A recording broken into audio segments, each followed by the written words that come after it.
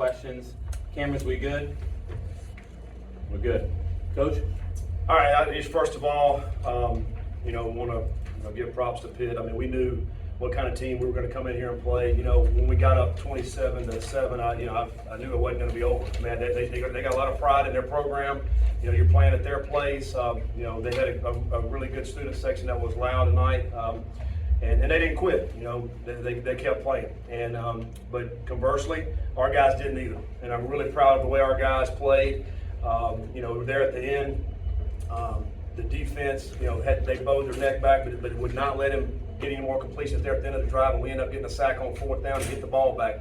And then at that point, we looked at the clock and knew we had to get 2 first downs on offense, and our guys went and got 2 first downs. And obviously, if you don't get that, it could be a different game. And so it was a complete team win tonight. What it's going to take against a good football team and on the road like that.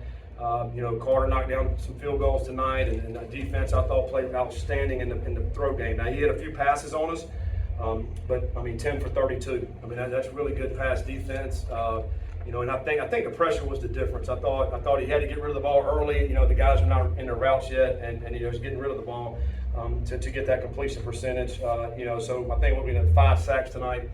Which is what we want to be able, and several hits on the quarterback to make him get rid of the ball. That was huge for us. Really proud of Corey Connor.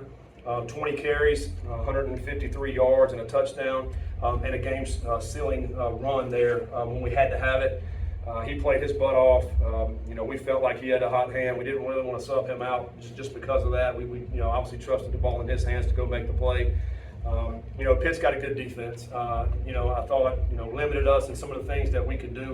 Throwing the football, didn't want to hold the ball because, if you hold the ball against them, you're going to get sacked. They've been proven. The last 3 years, they're top, 1, 2, or 3 in the country in sacks, and we knew that coming in. They got us a couple times tonight, but with Emery's, 18 for 26, I thought that was very solid. His interception was pressure. He gets hit right when he's throwing the ball. I felt like he had Braden there on that particular pass play.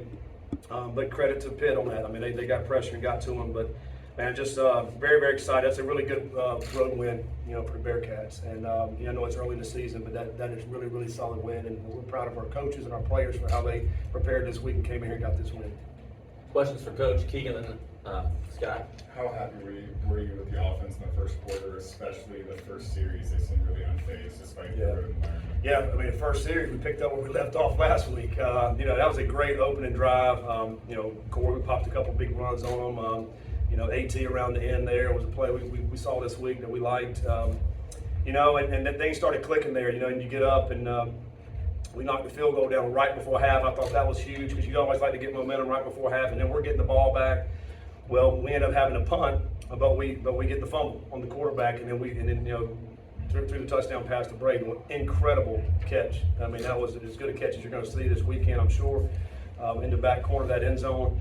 And speaking of that, Braden played unbelievable. The guy had punt return tonight. He threw a pass for a completion on the money. They caught some very highly contested catches out there. Played great out there tonight as well. So, but proud of the offense and the way they came through, especially early in the game. You had 5 sacks, the biggest one, Jack Dingle. How good is he going to be? He's on his own. Yeah, I love Dingle. When we first got here in the spring, I was like, oh my gosh, this guy's going to be really, really good. We looked at the catapult numbers. He was one of the faster players on our team, not just on defense, on our team, at 238 pounds or whatever he is. He's an incredible athlete. He just needed to play. He just really hadn't played much. And I thought he played well tonight. I was looking out there, and he's making some tackles for loss. He's getting sacks. We brought him quite a bit on some pressures tonight. I think he's just going to continue to get better and better and better. He's a young player and hadn't played a whole lot of football yet. How does a win like this help with the progression of your team and confidence moving forward? Yeah, it's one win, but it's on the road against an ACC team that won the ACC 2 years ago. So we played them last year when I was in Louisville, so I know what kind of team they have. It just gives you confidence to know if you prepare well and you go out and make plays, you got a chance to win. It doesn't guarantee anything. You guys still got to go make plays. We had a lot of guys make plays tonight. But we're, we played 2 games, we're 2-0, so it's a big win, and it's also big in recruiting. We compete with Pitt a lot in recruits in this area in Ohio. They try to come over to Ohio and try to get some of our players, so it's certainly a big win in that regard as well. Keegan and Neil. Justin Harris had an up and down game, had some good PBUs, but also a few defensive passing appearances. How do you manage that during the game when you see that they're kind of going after him offensively? Yeah, I mean that's a difficult assignment there when if you're asking him to go out there and just play man down the sideline and they just kept throwing it up. It felt like he'll learn from this game. He'll continue to grow. There'll be games certainly like this as we go through our progress throughout the season.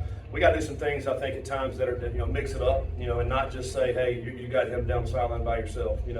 I think defensively we can do some things to change that up. I mean, we want to be aggressive, and therefore he's going to have to be able to play man.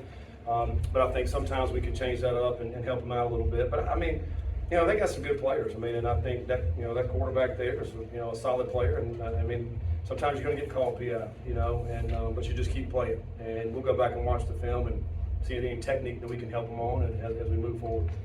Neil. We talked about Justin Harris, obviously stepped in for the injured Sammy Anderson tonight. Do you just have any update on Sammy? We're still evaluating. I know Sammy really wanted to be out there tonight and play. I mean, he's such a competitor. And so he's a day-to-day right now. We'll continue to evaluate and, obviously do what the medical professionals tell us we need to do with him. He's eager to get back out, so maybe we'll have an update, about first of next week. Brian and Scott.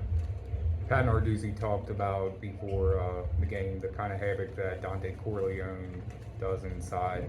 How much does his presence, along with Juwan Briggs, openings up for Brian Threats and Jack Dingle, Deshaun Pace? Yeah, I mean, those are great football players.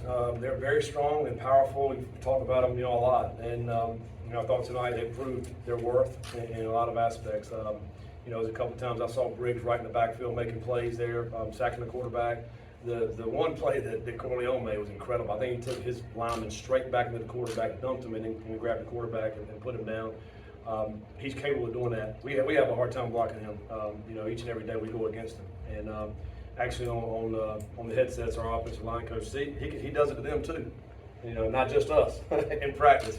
So he's a man. He's a man in there. And but he frees up those linebackers. I mean, Dorian Jones, Jack Dingle, and those other guys are able to run and make plays because of those guys up front. Singletary gets in the end zone again, but you're using 4, maybe 5 if I miss one. Tight ends are using a lot there. We are. We're playing a lot of guys there in the tight end position. I think, they certainly, have some different skill sets that we want to try to, utilize and put them in position to be able to make plays. There's a nice touchdown there, early in the game on the little slider there with the tight end. And then, we try to get the ball a couple more times to Shaman, and we're unsuccessful to do that. But I still think those guys are still learning. They're still coming on at the tight end position. I think, hopefully they got better tonight. I didn't think they played great in the first game.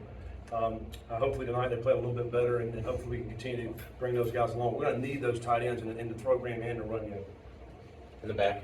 This is the third time in 4 years you've coached against Pitt and Pat and his defense. Do you feel like that familiarity helped you, particularly with attacking their run defense in the first half? You guys ran for like 180 yards against them. Yeah, I mean, I got a lot of respect for their defense, and they've been really good over a lot of years. And so we felt like we had a pretty good plan coming in. You never know until you start playing and see if our guys can go up there and block them and be able to handle that. I think early in the game we were able to pop a few of those big runs. I thought we had I thought our guys blocked very well up front early in the game.